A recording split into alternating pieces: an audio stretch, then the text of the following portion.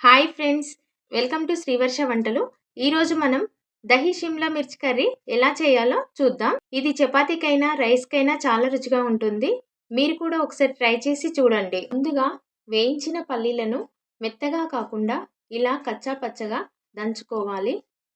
ఒక బౌల్లో సన్నగా కట్ చేసిన ఉల్లిపాయలు, క్యాప్సికమ్ ముక్కలు, బరుసుగా దంచుకున్న పల్లీలను వేసుకొని 1 టేబుల్ స్పూన్ గరం మసాలాను, ఆమ్చూర్ పౌడర్, ధనియా పౌడర్, కసూరి మేతి, పసుపు, కారం, రుచికి తగినంత సాల్ట్ వేసుకొని అన్నింటిని మిక్స్ చేసి పక్కన పెట్టుకుందాం. కడాయిలో ఆయిల్ వేసి ఆయిల్ వేడయ్యాక జీలకర్ర, సన్నగా కట్ చేసిన వెల్లుల్లి, కాజు, 4 పచ్చిమిర్చి వేగనివ్వాలి. అన్ని స్పైసెస్ కలిపిన క్యాప్సికమ్ మిశ్రమాన్ని వేసి 20 మినిట్స్ లో ఫ్లేమ్లో ఉడికించుకోవాలి. మధ్య మధ్యలో ఇలా కలుపుతూ ఉండాలి. ఆనియన్, క్యాప్సికమ్ ముక్కలు మగ్గగానే కొత్తిమీర వేసి స్టవ్ ఆఫ్ చేసుకోవాలి.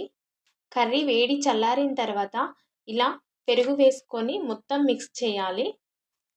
ఇప్పుడు మనకు దహి షిమ్లా మిర్చి కర్రీ రెడీ. చాలా తక్కువ టైంలో ఈ కర్రీని ప్రిపేర్ చేసుకోవచ్చు.